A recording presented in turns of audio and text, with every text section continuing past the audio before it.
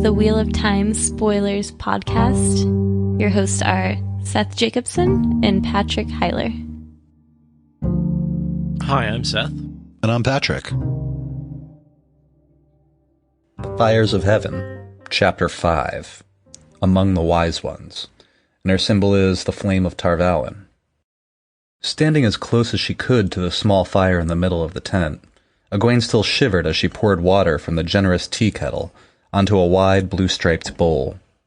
She had lowered the sides of the tent, but cold seeped through the colorful layered rugs covering the ground, and all the fire's heat seemed to rush up and out of the smoke hole in the middle of the tent roof, leaving only the smell of burning cow dung.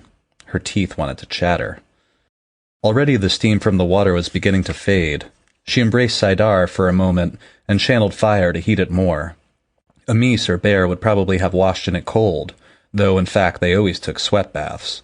So I'm not as tough as they are. I did not grow up in the waste. I don't have to freeze to death and wash in cold water if I don't want to. She still felt guilty as she lathered a cloth with a piece of lavender-scented soap bought from Hadnan Kadir. The Wise Ones had never asked her to do differently, but it still felt like cheating. Letting go of the true source made her sigh with remorse. Even trembling with cold, she laughed softly at her own foolishness. The wonder of being filled with the power, the wondrous rush of life and awareness, was its own danger.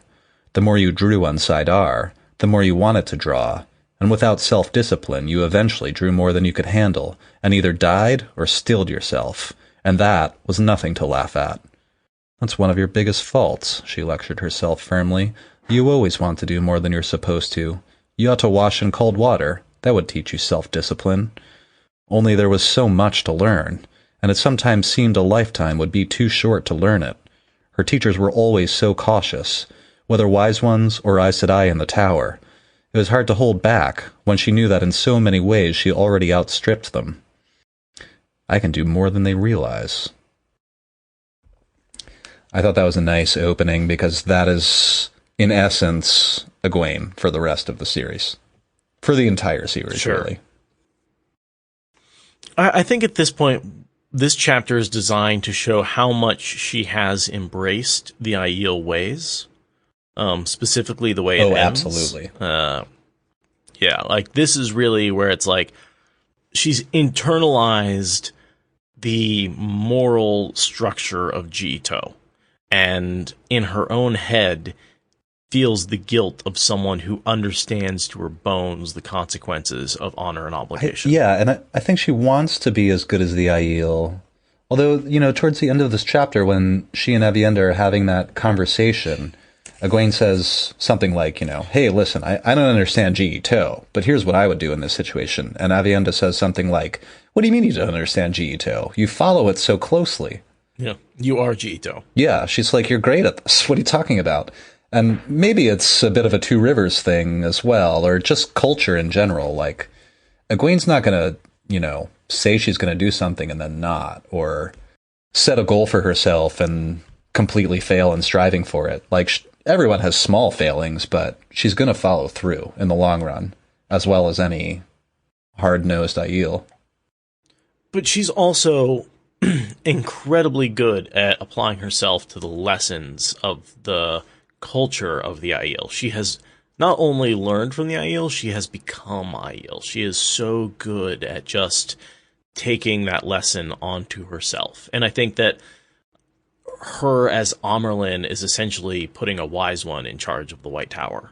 Yeah, I think in some ways, one of the things I like so much about Egwene as a character, and maybe envy, is just her ability to, her pure ambition, and her ability to just she's like a sponge. She just picks up everything she needs. And I do like the parallel that Aradia brings up here with Tigraine, who went into the Waste and became Aiel like nobody else. She became a Maiden of the Spear. She was able to adapt to the ways of the Aiel. And I think Egwene's only the second person to do that, and that's a very interesting... Tigraine and Egwene? One's his mother, one's his mirror. Something. Mirror. Yeah, I like that. I often think of Rand and Elaine as mirrors. The yin and the yang, the fang and the tear. And Rand is similar in many regards. He will do what is necessary, no matter the level of sacrifice. Right. He never hesitates. He never ever hesitates or tries to walk away from his responsibilities. Yeah, he bitches about it a little bit. Well, sure, but, don't we all? Some of us more than others, yeah. I'll die, but I'll bitch about it the whole time. Fine. Right. You're going to kill me, but you're getting the real torture. You have to listen to me whine about it. And I really just had the idea that the thought that he's trying to make his sacrifice mean everything and a big part of the realization he has to come through in the last battle is that other people can also make sacrifices. Just because he has to make a sacrifice doesn't mean that other people can't. And I think Egwene is the biggest lesson in that regard. She can be a hero too. Absolutely. She is also not going to survive the last battle. Rand has this dumb idea in his head that he has to make the whole sacrifice by himself, and right. It's all on him when, in fact... And any sacrifice by anyone else is a failing on his part. Yeah, it's ridiculous. Yeah. Can't win the last battle by yourself. You're only a one human, no matter what advantages you might have. Yeah, that's a good point, Aurelia. Very, very toxic masculinity, though. Like, I have to be responsible for everybody.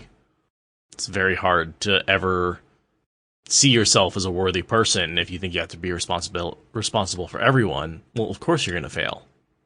You don't have that kind of control. But also then it results in rage, and anyway. Yeah. Right, and you're all obviously undercutting everyone else's, what's the word I'm looking for here? Agency? I think that's the right word. We see his struggles with the Maidens begin, I think in the last few chapters, but especially moving forward, where, it takes him like books to finally accept that really the Maidens are just as brave and tough as he is. And he's just got to accept that. It's one of the major plot lines in this book is where he is essentially trying to protect the Maidens. He keeps them out of the battle with Couladin. He tries to prevent them from going with him to fight, I think it's Ravine. Yeah. How many times do they have to beat the shit out of him before they get it through his head? Like 2 or 3 times. They literally kick his ass. Yeah. But yeah, there's at one point where, like, I think Soralia or one of the Maidens of the Spear comes to him. Sulin comes to him. Thank you, Aurelia. Where have you been my whole life? And comes and basically breaks the 3 spears. And if she goes to break the 3rd one, and he like grabs her with the power, and eventually he talks her out of it and says, "Yes, I will let the Maidens of the Spear participate." And he says, "What would have happened if you'd broken the 3rd spear?" And he says, and she basically says, "I would have had no honor," and basically saying I would have killed myself. Yeah. And it's like he has to like bring the women back. He has to realize that by keeping them out of battle, he is keeping them from their purpose. And essentially keeping them from living a life and taking their wife away from him. And making their own making their own decisions. They're soldiers. They literally signed up for this. A lifetime. Right. For a lifetime. I think one of the best lines is where she says, "Yes, my spear sisters would mourn me, but not a fingernail more than a man who fell in combat. And don't you dare mourn me and treat me differently than a man." It's just such a great scene. Yeah. It's just. What do you think? I'm special? What do you think? Anyone's special? You think you're special, Karakarn? Haven't we taught you yet? You're not special. You're just a chief among chiefs. One of the chiefs. A chief among chiefs. We're lucky we let you in our house. Let's get back to Egwene. We have gone off on a major tangent here. That's cool. In any case, In this scene, Egwene is... So right after that, a Gai'Shane enters the tent and says, "If it pleases you, the wise one of me sent me to bring you to the sweat tent." And she follows Kawin. She finds this Gai'Shane's name is. And Kawin shows up. She has a very minor role, but she shows up a bunch later, mostly as a messenger. I believe she stays Gai'Shane the entire time to... She's a former Maiden of the Spear who has decided she will never put off the white again. That's her solution to the bleakness, is basically saying, we violated our oaths of nonviolence, and the only way to go back to that is to become Gai'Shane again, and basically try and fulfill those oaths. Right. And she's one of the first we meet in the series, but this ends up happening quite a bit later. There's a large group of permanent Gai'Shane. And Egwene spent some time, like the next couple of pages, trying to question her and just like make friends. And Egwene doesn't understand what's going on, and Kawin won't explain. She like asks, "Were you a maiden?" And she says, "I am Gai'Shane. Before and after are not now, and only now exists." And this goes on, essentially. "What's your sept and clan?" And she says, "I serve wise one Moiraine of the Gerard sept of the Goshen." And this keeps going, you know. She keeps saying, "When's your time up? Like, when are you going home? Where are you from?" And she just starts repeating, "I am Gai'Shane. I am Gai'Shane." And she won't say anything else. She's submerged her identity into that of a servant. Later, I believe it's Moiraine starts forcing Kawin to do useless labor to try to humiliate her into giving up her servitude, but she never gives up. No, as far as we know. I have to wonder if maybe after the last battle, some of those permanent Gai'Shane are able to reevaluate where they stand. I would hope so. That now that the Aiel have paid back their debt, maybe they can rejoin society in a different way. Kawin's whole purpose was just to shuttle her towards the Wise One's tent. I also love in her head, I bet Rand doesn't have to put up with people wandering in on him whenever they want. It's like, of course he does. Was that the last chapter where Rand's just like standing around in his room and Aviendha just walks in? Yeah, totally. She's like, "Who do you think you are?" And he's like, "Jesus." They just let anyone in here? I thought I had guards. And I think he's thinking, like, I bet Gwaine has, like, a comfy bed and, like, a nice heated room, and here she is in this, like, shitty-ass tent, like, that's cold as hell, and they just think the other one gets all the benefits. Oh, yeah. And, yeah. She also says, "I bet the maidens carry him up hot water to fill a whole bath, and he doesn't even get a pallet on the floor." And we find out later he has, like, a pallet on the floor, and he's freezing every night. Yeah. Because he doesn't want to burn the cow poop, which is their only source of fuel. Right. And he doesn't trust himself to use that standing fire weave when he's asleep, because he could burn the whole place down. Yeah. It's like, I'd rather freeze than smell like poop. And this is like the decisions that he's making with his daily life. I mean, don't we all? Those are the choices we all have to make. I mean, tough decision. Yeah. Shiver every night or smell like poop? I don't know. I'm not sure which I would prefer. More blankets? That's what Rand's attempts to do. We see a little description of the Wise One's camp. We find out that, is it Bear who won't sleep inside Ruidian? She won't. Yeah. And she's like, nobody else will either. Deal with it. And all the other Wise Ones are like, yes, ma'am. Yeah. So she's, other than Sora, and I think Sora is not a Dreamwalker, right? No. Okay, so there's 3 Dreamwalkers. There were 4, but one of them died. She's just the, I think, eldest of the Wise Ones. Or the most... she can channel a little bit, so I do think she's old, but she's also just the most stubborn. I'm going to look that up really quickly. I want to say we find out later she's one of the oldest people in the world. She's up there somewhere. Yeah. Yeah, she's you're right, she's very old. But of course, she can only channel a little, but she never took the oath, so... Because she's a wise one. Yeah, that's always an interesting thing, because we hear a lot of times that strength and the power can make you live longer. And yet Soralea, who's weak as hell, she can barely even touch the power. Yeah. Is very, very, very old. And I always wondered about that inconsistency. The wiki... It's like she's almost as weak as, like, Morghese, you know? The wiki only says that she's well over 200. I don't see better information. In a really quick search, anyway. Okay, so not... She's very old. Not the 600-700. Yeah, no, not... Old for, like, a person, but not old for, like, not an Aes Sedai. Cod Swain level, who I think is... Got it. Almost twice her 300. age. Yeah. Yeah. I like that Doom Tremor. It's not the channeling. That's not how she lasted so long. She's just so willful. When death knocks, she's like, wait your turn. Get in line. And death listens.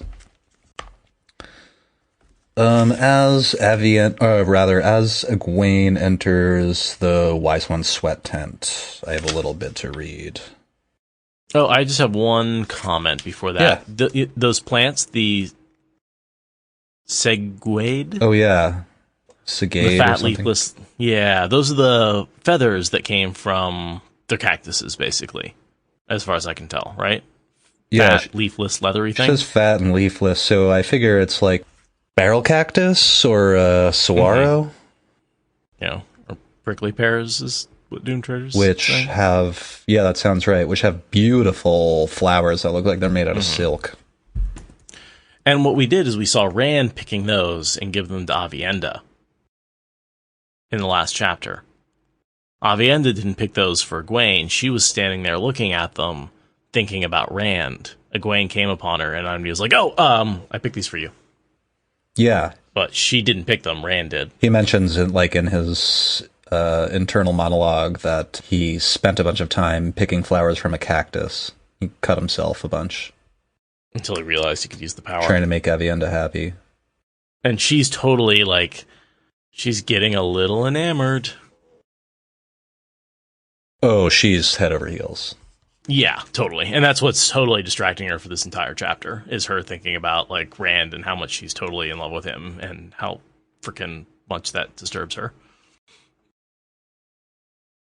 Yeah, I think that she's not in control is really what drives her nuts. She's not in control of herself and everything that's happening around her.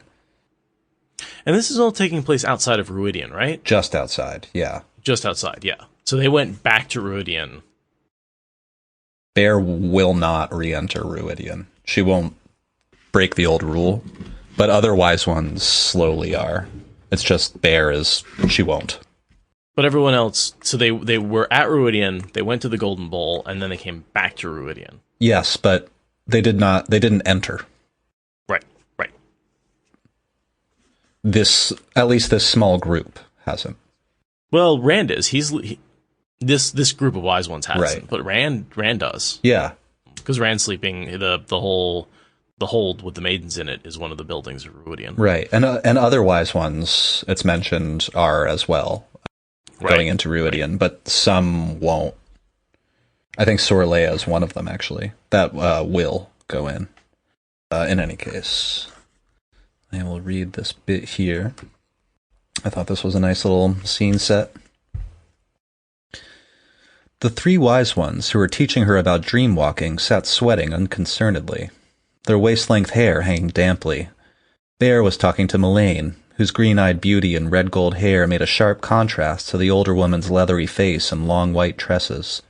Amis was white-haired too, or perhaps it was just so pale a yellow that it seemed white, but she did not look old. She and Moiraine could both channel. Not many wise ones could, and she had something of the Aes Sedai look of agelessness about her.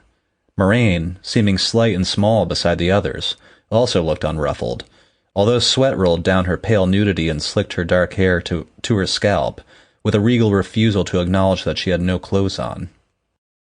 The wise ones were using slim, curved pieces of bronze, called stera, to scrape off sweat in the day's dirt.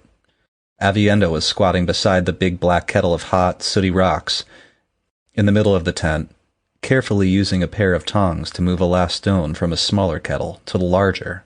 That done, she sprinkled water onto the rocks from a gourd, adding to the steam. If she let the steam fall too far, she would be spoken to sharply at the very least. The next time the wise ones met in the sweat tent, it would be Egwene's turn to tend the rocks. Egwene cautiously sat down cross-legged next to Bear. Instead of layered rugs, there was only rocky ground, unpleasantly hot, lumpy, and damp, and realized with a shock that Aviendha had been switched, and recently. When the Aiel woman gingerly took her own place beside Egwene, she did so with a face as stony as the ground, but a face that could not hide her flinch. This was something Egwene did not expect. The wise ones exacted a hard discipline, harder even than the tower, which took some doing, but Aviendha worked at learning to channel with a grim determination. She could not dream walk, but she surely put as much effort into absorbing every art of a wise one as she could ever have put into learning her weapons as a maiden. Of course, after she confessed to letting Rand know about the wise ones watching his dreams, they had made her spend 3 days digging shoulder-deep holes and filling them in again, but that was one of the few times Aviendha had ever seemed to put a foot wrong. Amis and the other two held her up to Egwene so often as a model of meek obedience and proper fortitude that sometimes Egwene wanted to shriek, even if Aviendha was a friend. "You took long enough in coming," Bear said grumpily, while Egwene was still gingerly searching for a comfortable seat. Her voice was thin and reedy, but a reed of iron. She continued to scrape her arms with a stera. "I am sorry," Egwene said. "There, that should be meek enough." Bear sniffed. "You are Aes Sedai, beyond the dragon wall, but here you are yet a pupil, and a pupil does not dally. When I send for Aviendha, or send her for something, she runs, even if all I want is a pin. You could do much worse than to pattern yourself after her." Flushing, Egwene tried to make her voice humble. "I will try, Bear." This was the first time a wise one had made the comparison in front of others. She sneaked a glance at Aviendha, and was surprised to find her looking thoughtful. Sometimes she wished her near sister were not such a good example. "The girl will learn, Bear, or she will not," Moiraine said irritably. We'll leave it there. I like that scene a lot. First of all, it's just I feel like it's our first, one of our first sweat tent scenes where they're discussing serious plotting and strategy. But also, when Bear is chastising Egwene for not showing up fast enough and says, "You would do well to be more like Aviendha. She's a much better student than you." Aviendha looks at her, and then Egwene looks at her, because they've been saying that to both of them. Right. They keep telling each other that the other one is the better student to make them... And I'm convinced that's her messing up and doing it in front of both of them. I'm convinced that's a strategy to they're only trying to say it in front of one of them. Yeah. And not the other. I'm convinced that they're both excellent students, and they're just trying to nip and pinch at them so that they work even harder. They're just trying to drive them by making it sound like they're not winning.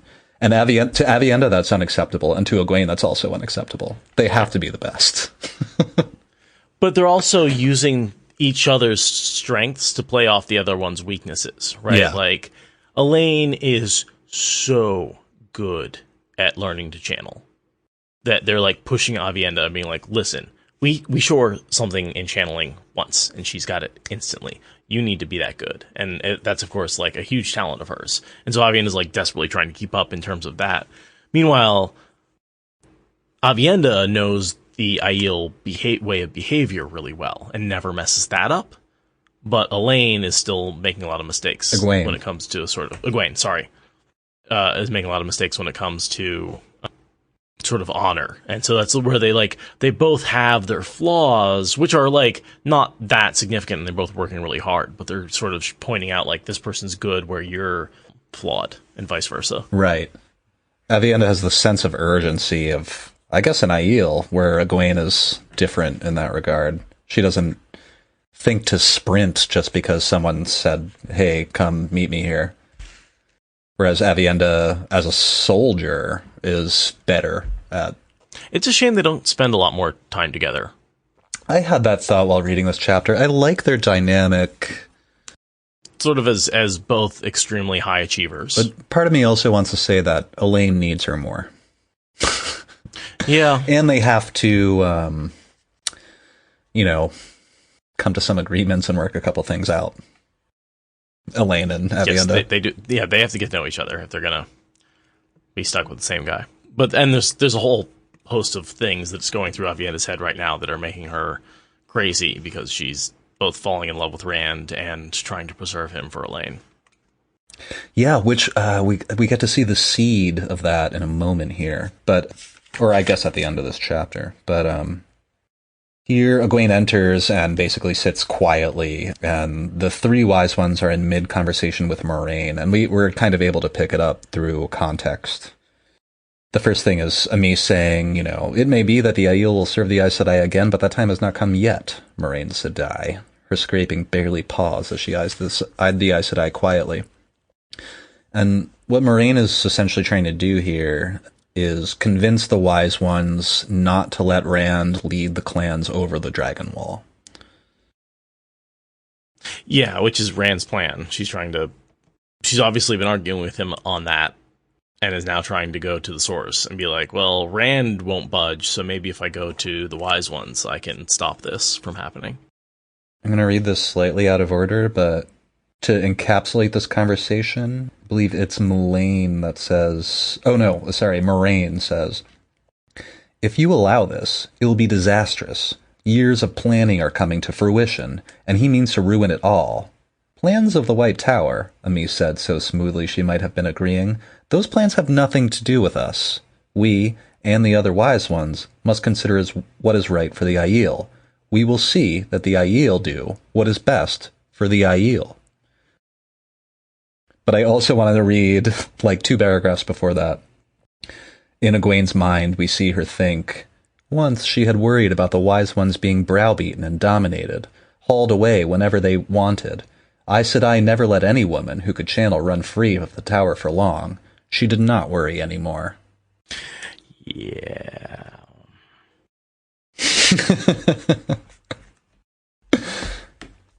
Moiraine's sitting there making an impassioned argument, and these women are just slowly scraping their limbs, I imagine, with this bronze thing, and not even really... They're only listening to what she has to say because she's an Aes Sedai. That's it. Right. Otherwise, they kick her right out. They're like, yeah, we're not going to do that. I really hope this scene is the least sexy thing in the world. I hope everyone's sweaty and gross and old. I really want this scene to be non-sexual nudity. Yeah, I feel that. I feel in most cinema and shows, when there's a female actress that's naked, it's about sexuality in almost all cases, or it's meant to be a sexy scene. But in this scene, there are no men at all, and no one cares. They're just watching. No. Let's make this feel like a battle scene where Matt and the four generals are gathered around a map planning for battle. Let those scenes feel the same way. Those scenes aren't sexy. They're planning. They're dialogue. That's what this is. Yeah. The wise ones are deciding whether or not to interfere with Rand's plans to lead all the clans across the Dragon Wall, and Lord knows the amount of destruction. Right. Exactly. This is the wise ones' war room, is the sweat tents. Yeah. This is planning. So I forgot that my boss actually saved 4 stout samples for me. Nice. And so I've got a Left Hand Brewing hardwired nitro stout in a can from Colorado. Oh, I always liked their symbol because it looks like the Band of the Red Hand symbol. Exactly. So look them up. It's the band of the Left Hand Brewing. Left hand, yeah. It is. I guess it does. You can't tell if you're looking at the palm or the back of the hand, so it could be either hand. But it's supposed to be Left Hand Brewing, so it's supposed to be the left hand. So yeah, but the Band of the Red Hand.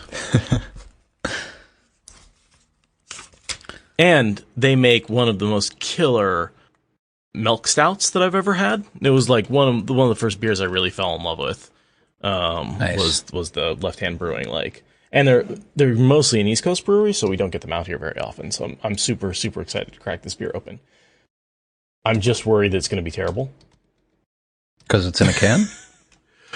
Just, because it's just you never know, right? It's entirely possible that after a few years, it's been a while since I've had a Left Hand Brewing beer. Oh, yeah. That they could just be really bad, And it's a different one. I haven't had this one in particular.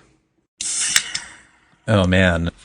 Some of our bags got jumbled around after coming home from camping, and Julia had this random can of Pinot Noir in her bag, and she was like, whatever, we'll just drink this. Cracked it open last night and tasted it. Disgusting. Oh, no. And I have, like, a palate of lead. I don't really... I can consume just about anything. I'm not really squeamish like that. But I had 2 sips of it, and I just, like... I kept trying to make myself drink it, and then I just poured it down the drain and cracked a regular beer. I was like, I can't... This is garbage. I hate it. But back to the book. I have a little bit to read at the end of the conversation that I thought helped further illustrate it with Moiraine, as she is dismissed in a moment here. And this is all right. I gotta say, Left Hand Brewing makes some good fucking beer. Yeah, this is tasty. It's sort of a dry, clean stout. That's the kind of stout I like. But with a little bit of that coffee taint, but not like overwhelming. Okay, we should pick up back where we left off. Yeah. Oh, I wanted to talk a little bit about Aviendha's beating. Oh, right. We were talking about that, I think, in the last, 2 episodes, but my theory is that Aviendha's 2 lies that she asked to be beaten for. Oh, I think Egwene brings that up with one of the wise ones in a moment, but we can talk about it now. Yeah. I think the 2 lies are, the flower, and we see Egwene talk about that. But we can put that together because we saw Rand pick the flowers from his perspective and send them, and then we see Aviendha holding them in the next chapter. The same flowers, or the same type of flower, and when Egwene stumbles upon her, Aviendha says, "Oh, I picked these for you," and gives them to her. Lie 1. And I think the other lie is that she tells Rand al'Thor that she hates him. Also agreed. Yeah? I think she loves him. Oh, I thought you were going to dissent. Yeah. No, I'm 100% behind those 2. I think you brought them up last time, and I was like, yep. That's exactly what I think, yeah. And that's why she asked to be beaten, because it's beneath the honor of a maiden to lie, even for a good cause. And I mean, those are both pretty I picked these for you, and someone else picked them for you, is like, okay, you're not hurting anybody there. And then the other one, you don't have I to hate talk about that if you don't want to. It's not like some Right. important thing. It's some boy likes you. You don't have to be embarrassed about it. Right, exactly. And then the other one is a little more serious in terms of like... telling Rand a really direct lie that is the opposite of the truth. Right. But that's also to protect her honor. So she's in this little honor trap that she's made for herself. So it very much is just like... you don't have to say you hate him. You just need to get Elaine's permission to bang him, basically. Which is why she asks here, she asks Egwene, do you think anyone of your land could ever accept a sister wife? Yeah. Because I want some permission from Elaine to bang Rand. I mean, what? No idea what you're talking about. I was going to read the end of the conversation between Moiraine and the Wise Ones. This is Moraine's final rally to try to get the Wise Ones on her side. You believe it will not be a catastrophe for the Aiel as well? It must, talking about leading the clans over the Dragon Wall. It must have been difficult to sound as cool as a winter stream when you glistened from head to foot with condensed steam and your own sweat, but Moiraine apparently had no difficulty. It will be the Aiel War all over again. You will kill and burn and loot towns as you did then, until you have turned every man and woman against you. The 5th is our due, Aes Sedai, Moiraine said, throwing her long hair back over her shoulder so she could work the stera across a smooth shoulder. Even heavy and damp, with the steam, her hair glistened like silk. We took no more even from the tree killers. Her glance at Moiraine was too bland not to be significant. They knew she was Cairhienin. Your kings and queens take as much in their taxes. And when the nations turn against you, Moiraine persisted, in the Aiel War, the nations united and turned you back. That can and will happen again, with great loss of life on both sides. None of us fears death, Aes Sedai, Amys told her, smiling gently as if explaining something to a child. Life is a dream from which we all must wake before we can dream again.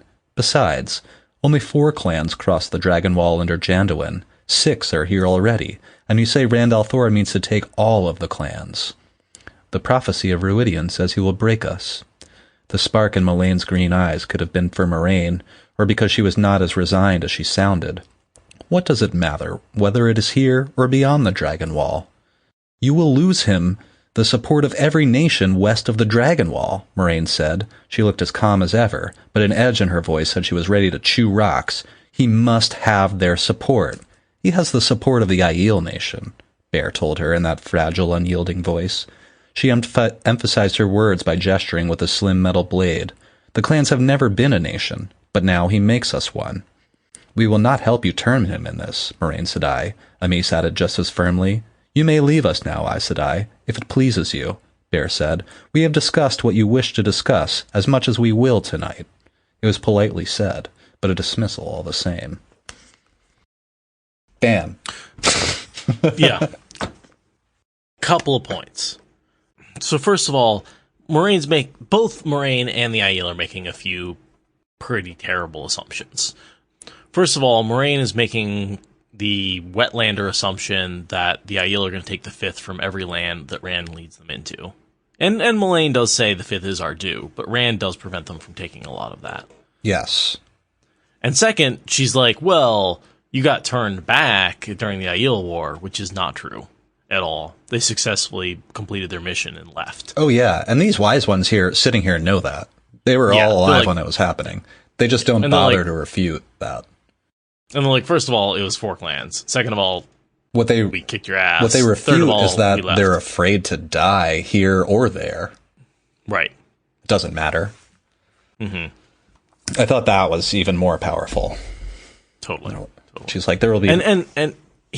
They don't lose in the support of the nations. That the Aiel behind him gains him the support of nations. People flock to folks with power. Right, and I think Moiraine is also making a bad assumption. She seems to be assuming that Rand means to take the Aiel over the Dragon Wall and forcibly conquer all the nations one by one, which is not at all his intent. So that's all being taken at face value. However, I very much agree with Bambi. That's assuming Moiraine doesn't know the prophecy that she's going to die in the Redstone ter'angreal. She does know. Right. So, being that she knows she's going to die in that, and I think she may be pushing against the prophecy here. She may be trying to change things to try and see if she can... If she doesn't have to die. If she doesn't have to die, basically. That is a great observation. Because a lot of these things, it seems just like, Moiraine, you may be, I think you're wrong about this. It seems like she's wrong about a lot of these points. And it seems like she's smarter than that, you know? I like that.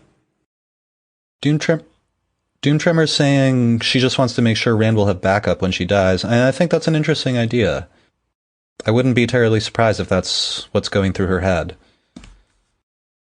Especially that Moiraine lets it go after Bear dismisses her. She doesn't really have to leave. I don't believe they actually throw her out of the tent. But she leaves right away. And she never really brings it up again, I don't think. It's not like and she stops... She also gets the reaffirming line, if that is what her intent was. She gets the reaffirming line when, was it Bear? So, the leader of the Wise Ones, in this 10 anyway, says, when Moiraine says he must have the support of the nations in the wetlands, is what she's saying. And Bear says, he has the support of the Aiel nation. She says, we weren't a nation before. Essentially, what she's saying is we used to be 12 nations. Now we're 1. And, I mean, the Waste is probably a little less populated, but It's approximately the size of the wetlands, maybe bigger. Oh, it's much bigger. I have no idea how to estimate the number of Aiel warriors that come over the wall, and not every Aiel goes over the wall.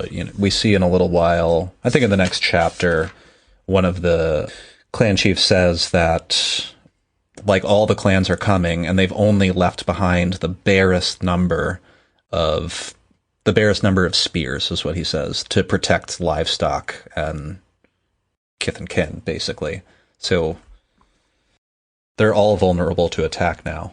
This is one of those things where I've read like research papers on how many people can live in the Waste based on size. Like I think I've actually read like a legitimate graduate research paper on like how people survive in the Waste and the numbers and all that kind of stuff. So I think it's beyond the scope of this podcast, which is crazy. I don't think I'd ever say that, but like there's a lot of fucking, it's a big place.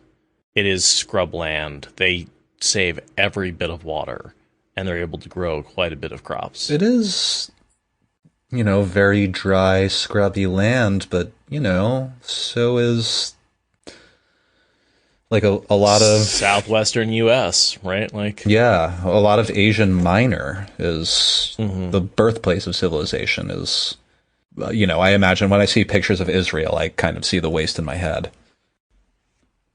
It's a dry place, but a lot of people live there. You just have to know what you're doing.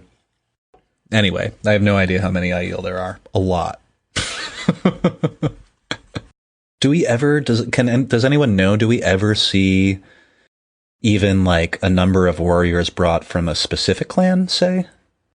So they tell Aviendha to pour tea, and she's forgotten it because she's thinking about her crush, Rand. And how messed up she is over it. Yep. And the flowers and all that kind of crap. Maidens throwing down their spears every day. She's so distracted. Yep. After Gwaine asks and Bear explains a little bit about Aviendha's punishment, Bear nodded as if it were not very much out of the ordinary at all. I gave her a few extra for troubling me with it. Meaning stripes. Yeah, you beat her a little bit for making me... It is a stupid reason to get beaten. If G was involved, her obligation is not to me. Very likely her so-called lies were nothing anyone but a Fardaris Mai would worry about. Maidens, even former maidens, are sometimes as fussy as men. Amis gave her a flat look that was plain even in the fixed team. She's also an ex-maiden. Trained by Bear. So Bear's like, yeah, training maidens, very difficult. And Amis is like, shut up. There's those comments she throws in every once in a while. It's like, you were a difficult, Aviendha is not as bad as you were. She lasted as almost, that like whole comment, like when Aviendha is about to be raised to a wise one, and they're like really abusing the crap out of her. And it's like, she's almost as stubborn as you were. Yeah, as Amis. Implying that it took Amis longer. Of course, I don't think they were treating Amis as badly, because they were trying to push Aviendha as fast as they could, but still. Right. I forget. I think it was that Amis tells Aviendha after she's raised to Wise One that Amis tried to run away 3 separate times to rejoin the Maidens. And I think like the first 2 times the Wise Ones catch her, and the third time the Maidens just like pick her up and throw her back into her, like, you don't belong here anymore. And that's Amis or Aviendha? Amis. Amis ran away 11. She has like way more than 3. I think it's like the first month it was like 11, the second month it was like 5, the third month it was like 2. You just will not accept, yeah. Yeah, it was like a ton of times. She tried to run away like almost every night the first month. It wasn't a couple of times. Yeah. So she was I don't know. I often think that Bear is like exaggerating for comedic effect, just to be like, yeah, we walked uphill both ways in the snow. Like, back when you were an apprentice, you were terrible. But Amis confirms it way later in the book that she was difficult. Yeah. She was pretty difficult. Yeah. They just send people to hunt her down. Which I think is funny about a lot of our powerful women were all difficult students. Suan and Moiraine were pranksters. Like, obviously, Egwene, Nynaeve, and Elaine don't follow any fucking rules. Yeah, it's a trap. Let's jump into it. Again. And, like, yeah, it's just, you look at the White Tower, and, like, our most powerful Varen, obviously, is not a rule follower. Even Van Dien and Adelias did a lot of the research outside of the White Tower. Just, they're not big in rules. Cod Swain, sure, learned from the... Does whatever the hell she wants. Yeah, she learned from a Wilder. She retires every couple of years, and then something interesting happens, and she's like, yeah, I'm back. Yeah, I'm not dead yet. Heard he needed help again. Bunch of kids. I will admit, Cod Swain, if I have one problem with Cod Swain. She was, for such a legendary figure, she was not mentioned once before she shows up. Yeah, don't... And as good as Jordan is at his foreshadowing, I would have thought he would have been like, someone would have mentioned that amazing Cod Swain who died but did amazing things. I know they thought she was dead, but like... They assumed she was dead because she had been gone so long and she was already so old. But give me some foreshadowing. You foreshadow so much else. Like Jane Farstrider gets like pages of foreshadowing before he shows up. Yeah. Like give me just a little bit on Cod Swain, this legendary Aes Sedai who I've never fucking heard of. Right? Like... That is a good question for Teen Jordan Bambi. Yeah. But no, I mean, I know directly from Teen Jordan, she was always in the planning. He always planned to have Cod Swain. She was definitely in the notes. She's just very early on. The mystery, Yeah, I know that for a fact. Stir up the mix person. Yeah. So I just wonder why he didn't bother including her name or any foreshadowing for her at any earlier point in the books. So that is a good question to ask. Not necessarily like when did he think of her, but why didn't he include any foreshadowing for her? Because so many other characters are foreshadowed. Why would this legendary Aes Sedai never be mentioned? But after the conversation with Moiraine, we see the stuff about Aviendha. The next thing I have to note is a lot of the Aiel who are suffering from the bleakness go to the wise ones. The lost ones? The lost ones? Go to the lost ones, go to the Tinkers. Yeah. Who have fled to the waste in greater numbers than ever because it's a place of safety, right? Like, the Aiel aren't going to hurt them, and no one else is in the waste, so the Tinkers can come there and at least not have anyone attack and kill them. And Cairhien is in upheaval, so right. The Aiel think that they're running. So that makes a lot of sense. And then you have all these Aiel who are going to the Tinkers. And I would love to see a subplot of an Aielman in a Tinker caravan with the, like, dancing the Taganza. Singing. Singing. Yeah, and the singing Aielmen and all of that sing. stuff. Aielmen don't sing, right? Like, that would be such a great scene to see, like, a couple of Aielmen in a Tinker camp. So, because that's where they're going, right? They say right there, there's tons of lost, tons of the lost are going to the lost ones, which makes a lot of sense. Although, we see in chapter 6, when the maidens see that Melindra is sleeping with Matt, and they tell her to teach him how to sing. The implication being that Aiel men don't sing unless a maiden gets their hands on him. If you know what I mean. Come on, it's cute. It's a euphemism. Definitely. I've always thought that was a euphemism. Stand out there chanting, oh, it for sure is. Teach him how to sing, Melindra. I'm elbowing. You can't see that, but...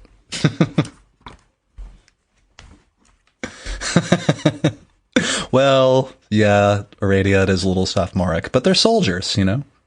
That's the way I see it, anyway. It's the same, like, they're just flipping the typical gender thing on its head. And that's the whole thing with the maidens when they're, like, outside the the tent when Aviendha and Rand get together, like banging spears against and calling out insults and all that kind of stuff when they get married. Like, it's very ritualistic. Went over bleakness in this chapter. Oh, I was going to read very quickly. In response to the bleakness conversation, Egwene says, "I thought you were reconciled to the changes he brings," Egwene said, sympathy welling up in her voice. But Bear responds, "Reconciled," Bear said, as though tasting the word. "Better to say we endure them as best we can." So she's saying, no, you got us wrong here. We're not comfortable and easygoing about this. We're just doing what we have to. I'm going to tell a story about my college days. So I lived in a dorm all 4 years. And of course people had sex in the dorms because it's college. Because it's college. And the dorm I lived in was actually cinder block walls and sort of a winding hall, so it was relatively soundproof. It was a fucking prison, but it was relatively soundproof.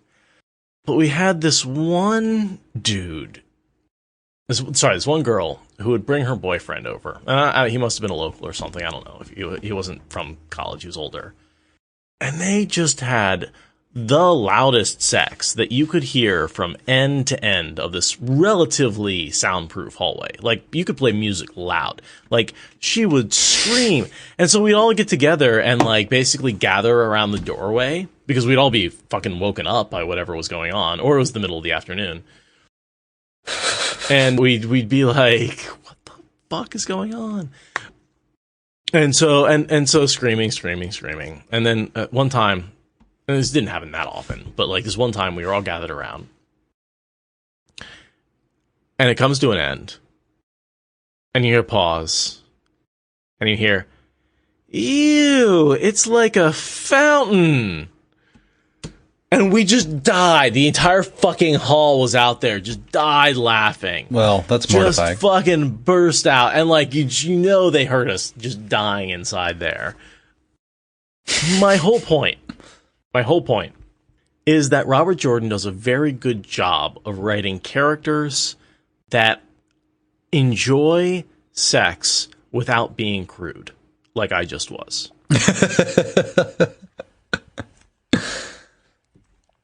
And I really enjoy the fact that even though his characters aren't crude, and some might say some of his stuff is a little censored, like you don't see a lot of sex. It's not like you don't have sex scenes. His characters obviously enjoy getting physical with each other. And I really just appreciate the way he approaches that. He does do a really good job at flipping the gender roles, like with the Melindra thing. I feel like that's the sort of thing you would expect a bunch of, like, bros to say, Sure, you know? Sure. Yeah, get it, girl. And Matt's, like, standing there covering his bits. Right. Oh, God, why are all these people here? Making the Two Rivers boys the sort of demure ones, and... Right. Well, they do have Aiel women or Saldean women, or, you know, whatever, the kind of empowered ones. All right, so where are you? I've lost track. The maidens cluster about him as though they owe him more than their own clans, Bear added. For the first time ever, they have allowed a man beneath the roof of the maidens. For a moment, Amis looked about to say something, but whatever she knew about the inner workings of Fardaris Mai, she shared with no one but those who had been Maidens of the Spear. I'm just going to continue on because this is actually really important. I highlighted this paragraph, yeah. The chiefs no longer listen to us as they did, Moiraine muttered. Oh, they ask our advice as always. They have not become complete fools. But Bael will no longer tell me what he has said to Rand al'Thor, or Rand al'Thor to him. He says I must ask Rand al'Thor, who tells me to ask Bael. The Kara Karn I can do nothing about, but Bael? He has always been a stubborn, infuriating man, yet now he is beyond all bounds. Sometimes I want to thump his head with a stick. Amis and Bear chuckled as if that were a fine joke, or perhaps they just wanted to laugh to forget the changes for a time. There are only 3 things you can do with a man like that, Bear chortled. Stay away from him, kill him, or marry him. Moiraine stiffened, her sun-dark face going red. I thought I would leave it there, because... of at least 2 relationships I know of, Bear calls it long in advance, slam dunk. Bear says, like, well, Moiraine, you have 3 things to pick from. Well, Aviendha, you have no things to pick from because you're you're my novice, and you'll do what I tell you to do, which is go hang out with that Rand al'Thor boy you hate so much. We'll talk about this in a month when you're married. Yeah. I think that especially because immediately after this we see more steam, Moiraine said. They're, continuing on. Gwaine, Ami said, sipping her tea. How would Rand al'Thor take it if Aviendha asked to sleep in his sleeping chamber? Aviendha froze with the gourd in his hands. In his, Egwene grasped. You cannot ask her to do that thing. You can't. Fool girl, Bear muttered. We do not ask her to share his blankets. But will he think that is what she asks? Will he even allow it? Men are strange creatures at best, and he was not raised among us, so he is stranger still. And Egwene's like spluttering. Oh, and I has no idea what to say. I always forget that one of the reasons that Aviendha is so mad at Rand is she thinks he's flirting with Ascendra. Well, we see here, I'm skimming through, this is in a page or 2, but when Aviendha and Egwene have a moment to talk about it, the Wise Ones leave, they're done with their meeting, and they're there, like, cleaning up the tent and putting things away.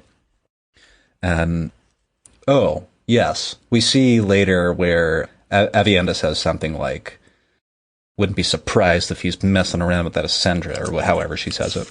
And Egwene says, do you really think he did? And Aviendha's like, no. But but why is she keep flirting? Like, yeah. Well, yeah, why does she keep trying if he's not encouraging her? And he's not. But I don't think anyone really believes it. It's kind of like when it's like, I'm mad at you for the shit you did in your dreams, but I didn't do it. It's just a dream you had. It's not my fault. Of course, in the Wheel of Time, shit you did in your dreams is very different. That phrase. But way before that, while they're still talking about having Aviendha, like, sleep near Rand, like, bunk style, like dorm style. Yep. Like, they would never ask her to actually sleep with him. But I believe that Bear's aim here is twofold. One is to break Aviendha. Because she hates this so much, then she should just get the fuck over it. Okay. Yeah.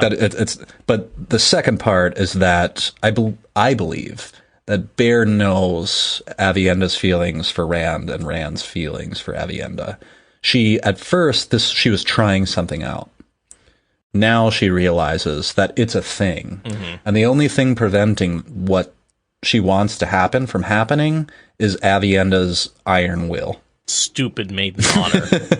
She wants it. He wants it. They just, like, put these 2 kids together and make them hang out a bunch. And eventually, they're going to actually... And forcing them to sleep in the same tent leads to things like changing in the same tent. And, like, oh, just turn your back for a second. And even just spending time with each other. Yeah. And I've said this in previous episodes, but, like, that's not weird. Like, that's why... coworkers or fellow students that have a lot of classes together. So that's such a common way for couples to meet, because you spend 40 hours a week or more with someone, and it's not that weird that you got to know each other and liked each other. You know the number one predictor of who you're going to get together with for the rest of your life? No. How close you live to them. Interesting. It's stupid. It's like you're most likely to get together with someone who lives near you, right? Like, because you can. And that's like, you have a radius, and there's a relatively small number of people who live within that radius, and chances are, you're not going to start dating someone from across the country unless you're a fan of this podcast and meet somebody in the Discord and get together that way. And we see in a moment, I believe, that actually Bear's plan, and again, wildly speculating, but I believe Bear's plan is beginning to work, and this is what makes her continue, essentially, when Aviendha says, I cannot, Aviendha mumbled. I will not. And she like raises her voice a little. And Amise, not Bear, in this case, says, I am glad to see you no longer hold your emotions so tightly, Aviendha. Maidens are foolish as men when it comes to that. I remember it well, and it embarrasses me still. Letting emotions go clouds your judgment for a moment, but holding them in clouds it always. Just be sure you do not release them too often, or when it is best to keep control of them. Which is really excellent advice. It's one of those things that made me think about RJ and be like, how long did it take you to come up with that? It's smart, and it's good advice, and I think Aviendha is starting to break down. When she says, I will not, to a wise one, I think that she's actually giving Bear what she wants. Okay. She's showing Bear that she has a backbone, and she will stand up for herself. You just have to push her really hard. Fair. Okay. She's trying to beat the soldier out of her, essentially. Does that make you see what I'm trying to say?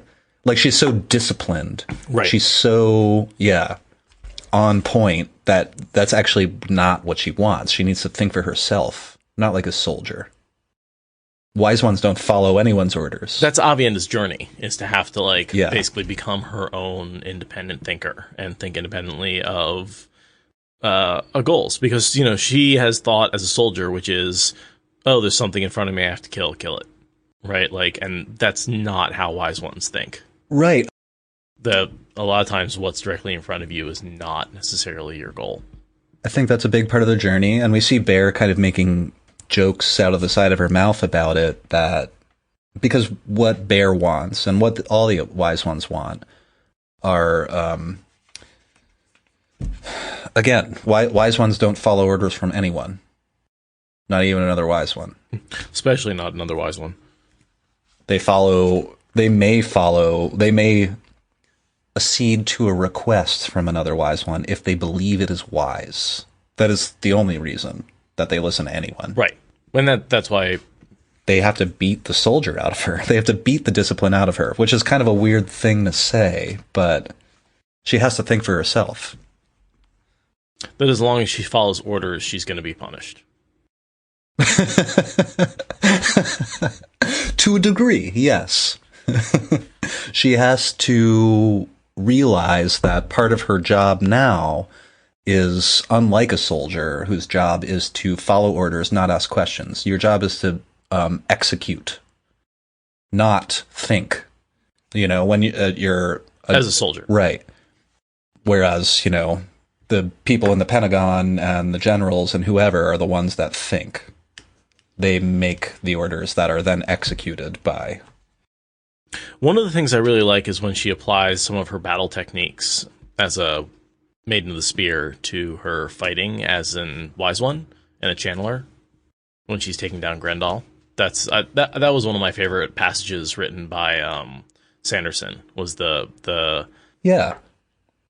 I'm not mixing it. Yeah, that was such a fucking great fighting scene. Heslam, that's right. So it was the transitioned Grendel that was post. Right. Because she was killed just as a punishment, right? Yes. There was no hero killed her the first time. Yeah. She's killed and brought back in a ugly body as a punishment. I like that you brought that up, Seth. I feel like that adds to my point that the point isn't that Aviendha didn't learn anything or her training as a soldier wasn't important. What matters now is that she realizes she is no longer a soldier and she should not be blindly following orders. Right. And she uses her skills as a battle leader during that battle, but that doesn't mean that she's just a soldier anymore. She needs to become a thinker and a leader, not a follower. There's more good stuff that they say here. Yeah, this is one of those deep chapters. There's so much. I've said this over and over and over again, but the action chapters are not that much fun to talk about. But the chapters where there's a bunch of characters sitting around bullshitting, we can talk about forever because every statement has so much behind it. Whereas the action ones are like, "Yep, that happened." Immediately after what I just read, Moiraine leaned forward on her hands until it seemed the sweat dripping from her face must fall onto the hot kettle. You know your fate, Aviendha. You will be a wise one of great strength and great authority, and more besides. You already have a strength in you. It saw you through your first test, and it will see you through this. My honor, Aviendha said hoarsely. The pattern does not see Ch5, Bear told her, with only a hint of sympathy, if that, only what must and will be. Men and maidens struggle against fate, even when it is clear the pattern weaves on despite their struggles. But you are no longer Fardaris Mai. You must learn to ride fate. Only by surrendering to the pattern can you begin to have some control over the course of your own life. If you fight, the pattern will still force you, and you will find only misery where you might have found contentment instead. So there's an interesting take on that in the Discord about free will. I think that what this is saying is you have free will within constraints. Mm-hmm. You know, if you struggle, if you try and fight the current, if you try and totally do, opposite of where life is leading you, you're going to have a rough time. And things are going to just slap you in the face over and over again. However, if you wait for opportunities and take advantage of them, life is going to go much better for you. And I think that, especially the way it's written, when Moiraine she leans down on her hands and leans across the tent, puts her face in Aviendha's face, is the way I'm imagining this, as close as she possibly can. And she says, you know your fate, Aviendha. I think that she means that literally. She's seen her fate. She has a good glimpse into it. You think she's talking about the test. Accepted test? Yeah. Yeah, the wise one accepted test, whatever you want to call it. The 3-ring Terran Real. You know your fate, Aviendha. Keep struggling against it. It's not going to work. You'll only find misery. I wonder if Aviendha shared the fate with the wise ones, that she would have to fall in love with Rand. And that would understand. While reading this chapter, I also wondered if any of the 3 wise ones in the tent already know Aviendha's fate from their own testing, because it's so critical. Or from hers. Why wouldn't she?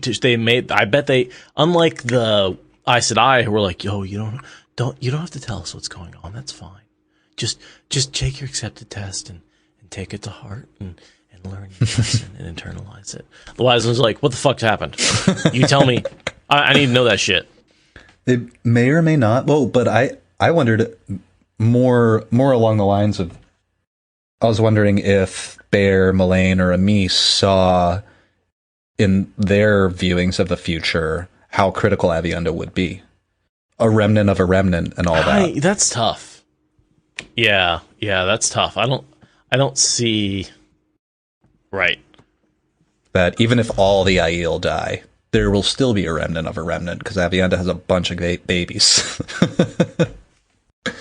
But not even that will happen, because if they get them together early enough, if they get them to accept their fates, Rand loves the Aiel. He is the Aiel. Yes, sort of. Have I brought up the fact? I don't know if this is something we've talked about. I assume it is. The fact that Rand's wound in his side mirrors the wound in the Dark One's prison. You've brought that up before, but can you reiterate that? Oh, so this goes along with the land is one with the dragon is one with the land, and the wound in Rand's side is very much a bore drilled into the land, and the slash across it is, of course, Eridhall that exists on the land. And I don't know, just sort of... I'm going to wait for people to react. You were like that parallel. Saying that in a recent episode, but... Okay, I'm not sure if that was just sort of an idea I was thinking about as I was think you said it in a recent episode. Yeah. Maybe we just talked about it. Just the idea that, drilling the hole, Rand's body Ishmael reflects the earth, and the earth has a hole in it as well. That's... but yeah, the hole in his side sort of parallels the hole in the tear in the... And we see it literally when he battles Ishmael and the Shan Chan fight him and surge back and forth. So there is that sort of direct parallel sometimes. Lumen is asking if we think the symbol of the snake biting its own tail is a reference to the dragon. The Great Serpent and the dragon are different things, I think. Yeah, I think the Great Serpent is more of a metaphor for endlessness.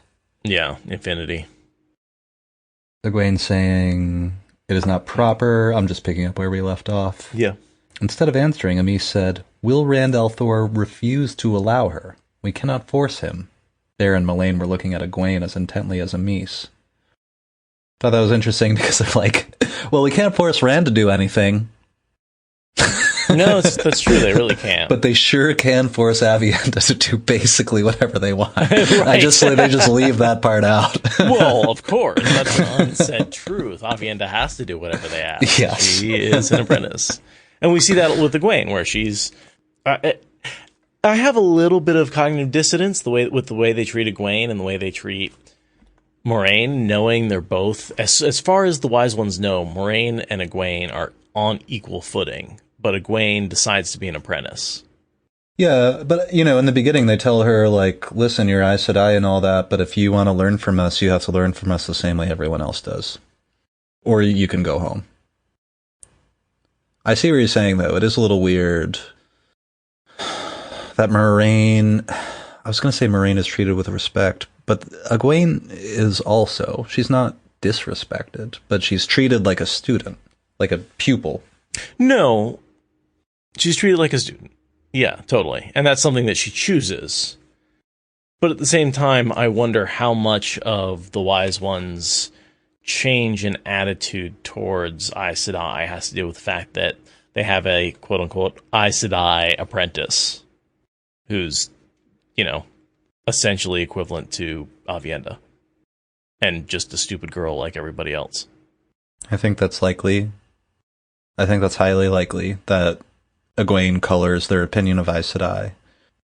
Although they do eventually learn that she never was. And part of me also wants to say that Egwene is a decent example of the kind of knowledge an Aes Sedai might have. And although she's young and quote-unquote untrained, she's been through some shit that most Aes Sedai never have. So, there are 250-year-old Aes Sedai who have done nothing but sit in a library for the last 150 years. Nothing wrong with that, but it certainly isn't going to give you any kind of battle experience. These are academics, it's different. And so Egwene has a lot of skill with the power, and possibly quite a bit of skill that the Aiel Wise Ones do not. Just as far as knowledge of many weaves and all that. Right. But she learns a lot of other things about discipline and self-control. She learns from the Wise Ones, obviously, about dreaming. She learns about pain. Yeah. Not that she hasn't learned quite a bit about that from the Shan-Chan. When people, she laughs at the beating she gets in the White Tower, but it's like, yeah, she's experienced, the Adom, which is able to give her pain in every single nerve, and, extensive... Right. long runs and, marathon level type physical pain. And then just beating her with a slipper, and she's like... Yeah, it hurts, but whatever. Yeah, I mean, you're bruising my ass, but, frankly, that's, I'm not even blacking out from agony. This is nothing. Right. That's nothing. And part of me feels that. So, as I've been cooking longer and longer, I've burned the shit out of myself a bunch of times. And I've also stuck my hand in hot things and, sort of ridden that edge between burning myself and not burning myself. And so now, if I touch something hot, but I don't actually burn myself, it doesn't really hurt anymore. Or, it does, but I don't, it's like, oh, whatever. Yeah, that's pain. And then I just move on, and I feel like that's, you sort of stop. You become comfortable. Oh my God, I burned myself. It's like, no, you didn't. It's just you become comfortable with a certain amount of pain. It's not going to be a serious injury, so you just move forward. Exactly. There are things to do, And you're like, yes, I understand that hurts, but it's, I don't need to react to it anymore. And I feel like Gwaine has been ramping up that level of pain book after book after book after book, to the point where like even being beaten hours on end is just not that big of a deal. So they're questioning Egwene about what Rand will do when put in this situation, or what he'll think. Egwene says, I don't know him as well as I used to. And she's like, and he's like, or she says rather, I guess if you gave him a really good reason, he would let a girl sleep in his room. A good reason, Bear snorted. When I was a girl, any man would have been overjoyed to have a young woman show that much interest in him. I would. Bear, nothing has changed. Doesn't matter what universe, what turning of the wheel you're in, young men love having pretty women interested in them. It's very true. He would have gone to pick the flowers for her bridal wreath himself. Aviendha started and glared at the wise ones of some of her old spirit. Well, because he just picked a bunch of fucking flowers for her. Well, we will find a reason even someone raised in the wetlands can accept. We see a little bit of Moiraine saying, oh, this is Bear and Moiraine kind of speaking in tandem, saying that Egwene had been recently tasked with finding Nynaeve's or Elaine's dreams by herself. This is, they're like, okay, if you want to do it, like, you have to make the effort to find them yourself, and then we'll help you. And she's been failing so far. She hasn't been able to find their personal dreams, but they've been working with her and apparently put her in Ruark's dreams. And it's a funny situation when about that relationship. Yeah, Ruark views her in his mind as a little girl. So when she enters his dreams, she turns into a little girl, and he like gives her a doll, and he's like, "Oh, you did well today. Very good." It gives us a good idea of how entering someone else's dreams work, which makes me think that when Lanfear entered Rand's dreams, she somehow pulled him into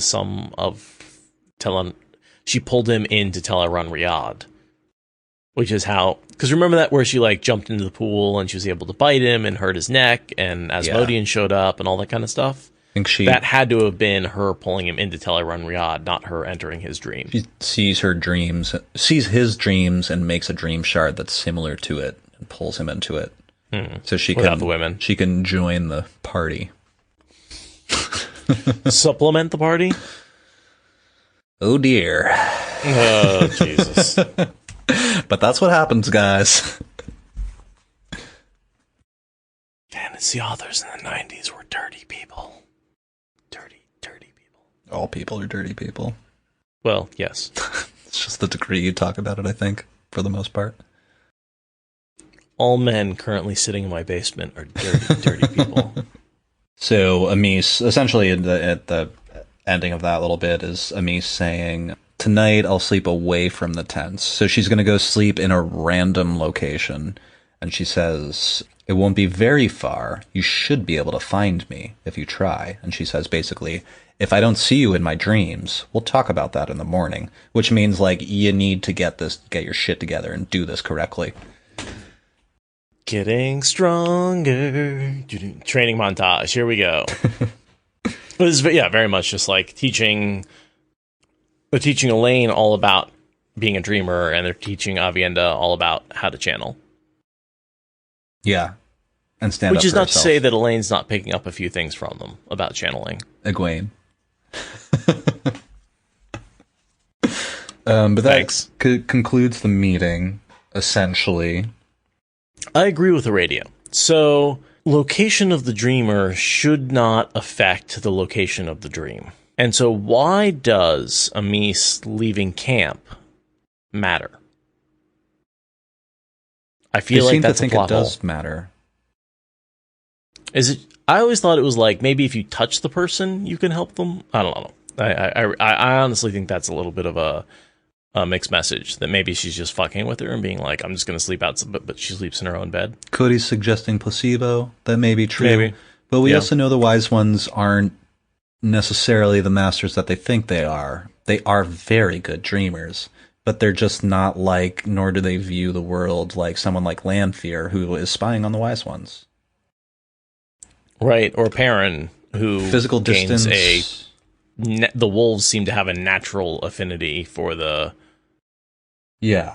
Physical distance means something to the Aiel, so they may believe it means something. That could be it. But also, like Cody was suggesting, placebo, they may just think it means something to Egwene. Be like, maybe. Listen, I'm only going to be a block away. You need to be able, you got to be able to find me. Like maybe you can't find Nynaeve and Elaine, you don't even know where they are. Well, you know approximately where I am.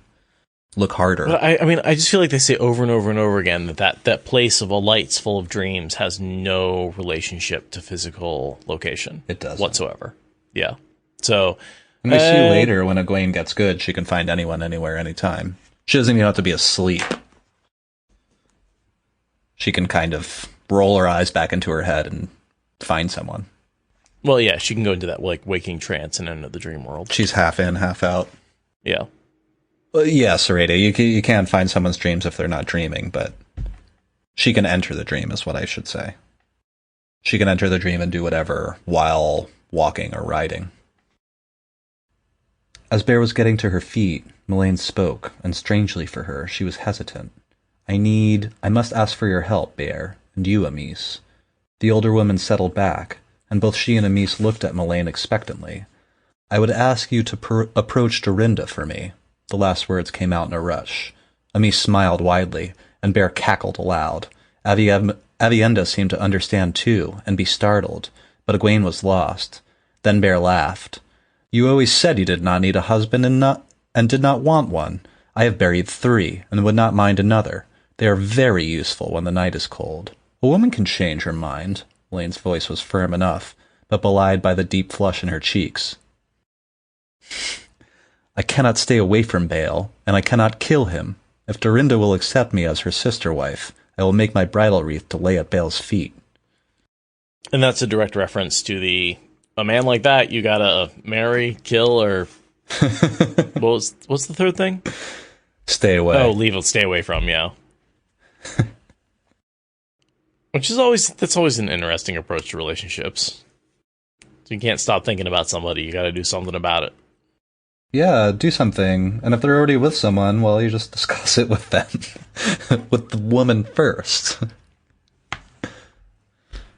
You know, we live in Portland where open relationships are a thing.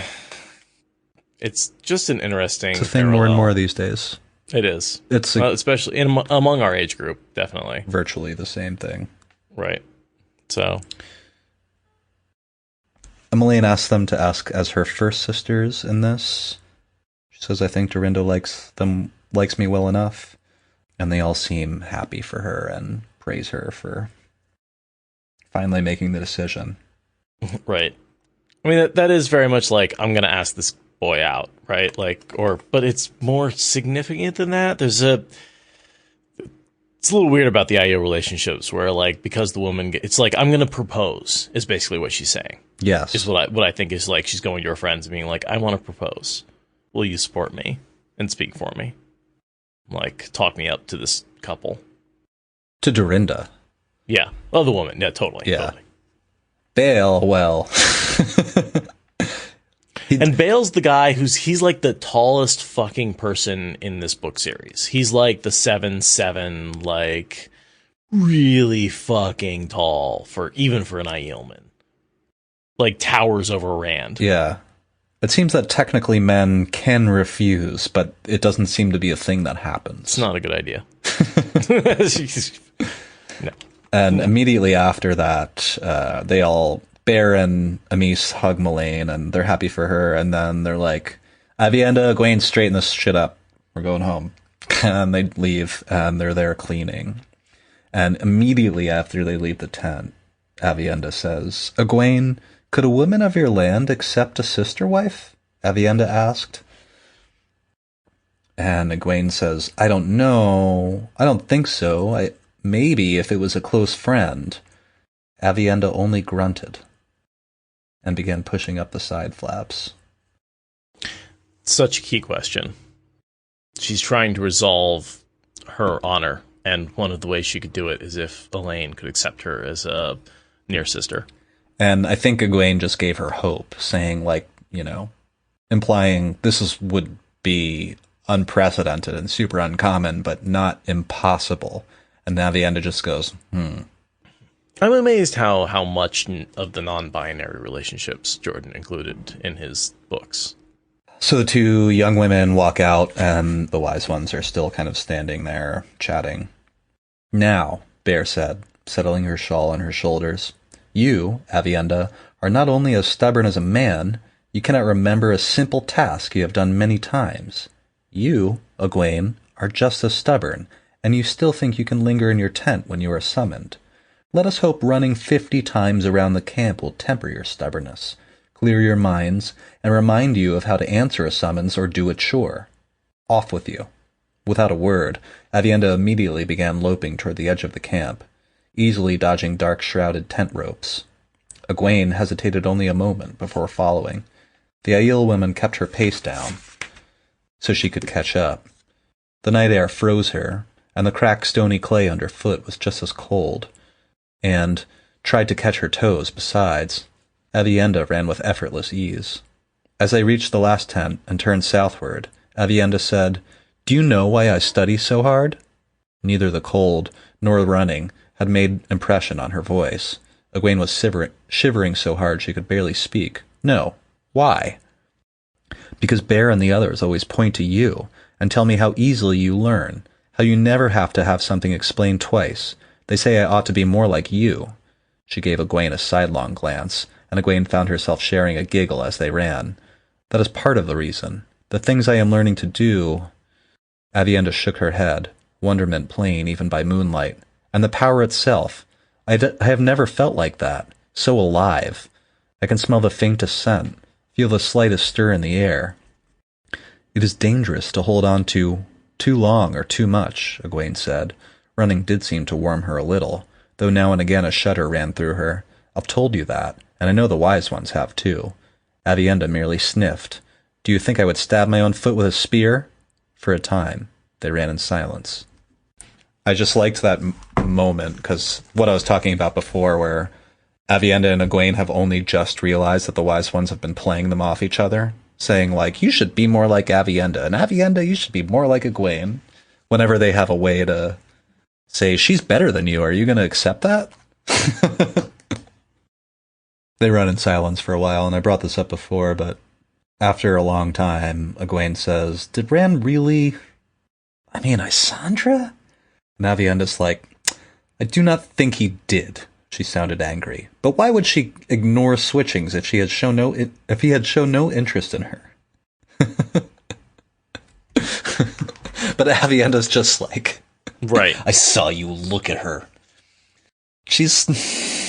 That also makes me wonder if Aviendha's not jealous for Elaine, but she's jealous for herself.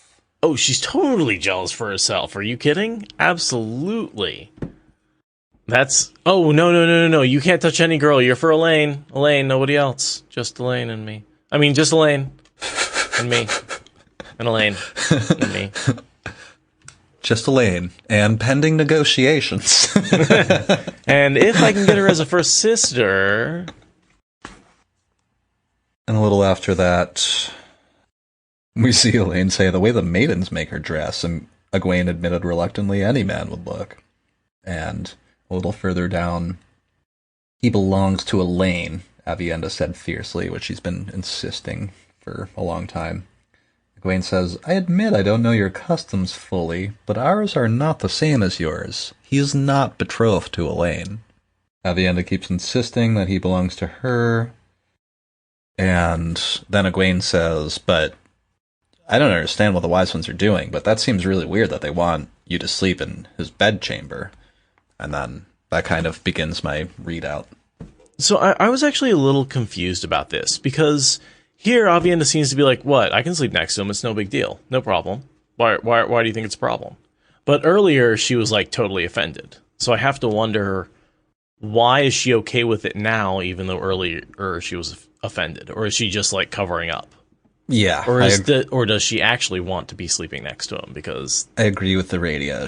When she first hears it, she's afraid because she doesn't think that she can sleep next to him and not do anything. Nobody's worried about what Rand's gonna do. He's a nice kid. Until he balefires Natrum's barrow. And then Aviendha's way of like justifying that not just to herself, but also to Egwene and everyone, is saying, like, well, I've been on raids and the Maidens slept right next to the other people that were on the raid. Like, there's no reason sleeping next to him isn't the problem. But it is, kind of. She's just not fully breaking that down. It upsets her because the men she slept next to she wasn't interested in. It was just a camp situation. Yeah, it's very different sleeping next to your crush and sleeping next to random assigned, dudes. Yeah, to sleep next to someone you're really into, but haven't expressed that is a kind of stressful situation, I think she doesn't trust herself, and that's what is driving her crazy. Well, because she has to follow these stupid TFoH rules, so it's like, can you, like, both be a horny teenager and follow TFoH? I don't know. That's pretty tough. Hard enough being a horny teenager. Yeah, the problem is that she is, I think before she realized how much she was into Rand, she agreed to look after him for Elaine, and she interprets that as meaning she has to shepherd him back to her in one piece. In one piece. I didn't really mean that, but I'm just going to let that hang there. All right, do the readout. Okay. Aviendha talking. I do not understand why that upsets you so. When Egwene saying that it's unreasonable for the wise ones to ask you to sleep near him. I do not understand why that upsets you so, she said when the last curse died. I have slept next to a man many times on raids, even sharing blankets for warmth if the night was very cold, but it disturbs you that I will sleep within 10 feet of him. Is this a part of your customs? I have noticed you will not bathe in the sweat tent with men. Do you not trust Rand al'Thor? Or is it me you do not trust? Her voice had sunk to a concerned whisper by the end. Of course I trust you, Egwene protested heatedly. And him. It's just that... She trailed off, uncertain how to go on. Aiel notions of propriety were sometimes stricter than what she had grown up with, but in other ways, they would have had the women's circle back home trying to decide whether to faint or reach for a stout stick. Aviendha, if your honor is involved somehow, this was touchy ground, surely if you explain to the wise ones, they will not make you go against your honor. There is nothing to explain, the other woman said flatly. I know I don't understand TFoH, Egwene began, and Aviendha laughed. You say you do not understand, Aes Sedai, yet you show that you live by it. Egwene regretted maintaining that lie with her.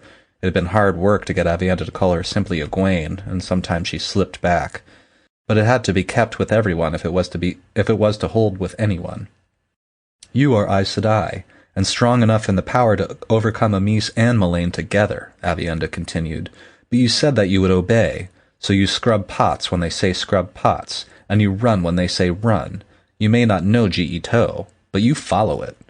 It was not the same thing at all, of course. She gritted her teeth, and did as she was told because that was the only way to learn dreamwalking, and she wanted to learn everything, more than anything else she could imagine. To even think that she could live by this foolish TFoH was simply silly. She did what she had to do, and only when and because she had to do it. They were coming back to where they had begun. As her foot hit the spot, Egwene said, That's one, and ran on through the darkness, with no one to see but Aviendha. No one to say whether she went back to her tent right then. Aviendha would not have told, but it never occurred to Egwene to stop short of the 50. She'll do it because she said she would, and that is G. She is just totally missing the point. Obligation. Yeah. No, I love you don't follow through with your obligations, you lose honor. This is how it works. And by running all 50 laps, she is earning G. It's amazing just how much she has become Aiel, but also like how well they portray the like self-doubt and guilt that is involved in being Aiel, and how like that gets instilled in Egwene. It's not like Aiel culture is not one of confidence all the time. Like, you have failed, right? Like, you have betrayed an oath. You have to make up for it. Yeah. You are in the threefold land for a reason. And I think that, at the very least, for the Two Rivers kids, all of them, are follow Ch5 to some degree. They don't know what Ch5 is, which is a whole system that the Aiel have, right? There's specific rules about specific things, but when they say they're going to do something, they're not liars. They're not going to cheat you. They're not going to stab someone in the back. They're generally have honor and follow through with their obligations, which is following Ch5. I think that's, to Aviendha, she can only see that Egwene gains honor and follows through with her obligations, thereby, essentially following Ch5. And Aviendha can't imagine why Egwene doesn't think she understands it, because she clearly does. I'm nodding. To Egwene, it appears to be a foreign concept, but it's not. She just calls it something different.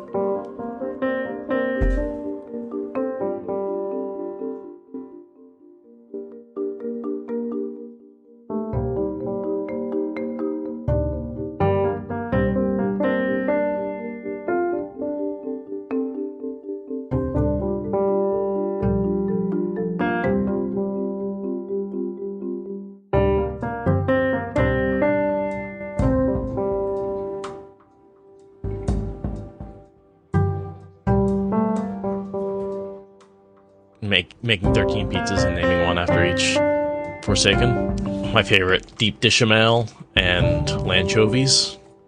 Why do we do this? We're talking nonstop and then recording goes on and we both shut the fuck up. Oh, I don't know, because we were in our goofing around flow state. It's what we're best at, guys. Mahalarita is a good one, Cody. Damn. All Actually, right, that's really good. Yep. Of course, that would be the 14th pizza. That doesn't really fit in. Maybe that'll be the gluten-free one. See, Obscure, I used to do that when we didn't have to do the countdown when we recorded at the same time, but back when it was just me and Patrick sitting in the basement, I used to just like secretly hit record sometimes when Patrick was like talking, and he'd be like, "Oh, so should we start recording?" I'm like, "Oh, I've been recording for the last 5 minutes." So I used to do that a lot more. Now we have to, since we're in separate spaces, we have to start recording at the same time. It's hard, Nim. It's a practiced skill. I mean, it's something that me and Patrick have been practicing at day in and day out for, oh my God, 2.5 years now. 2 years and 3 months that we get on this microphone and give interviews and talk into a microphone, and we still don't always get it right. Yeah, I feel like a big part of it is, and it sounds like you did this already, but having someone on the other side of the microphone to talk to it was still weird at first, because you know that mic's in front of you and that changes the way you think and act. But once you get used to having it there, you just kind of forget. And this is just me now. I don't even really, think about it too much. And one of the tricks that I like to use if I'm recording and there's not actually someone else sitting there is like it's what I call the rubber ducky technique. That someone taught it to me as a programming technique, but it works pretty well for recording as well. You set up a chair in the position of someone who you would be talking to, and you talk, and you put a little rubber ducky in the chair, and you talk to the rubber ducky. And that helps you have a target to project at, and basically gives you, even if the rubber ducky isn't responding, and it shouldn't, let's get that straight, the rubber ducky should not respond. But you can sort of, pretend that it is, and you can talk to it as though it is someone else who's sitting there. And that gives you, and then when you actually have to do the recording, you just talk to the rubber ducky. And then the rubber ducky's like, why is there a madman in my head? But yeah, I think that's one helpful tip. And the other helpful tip is just, like I said, practice for years.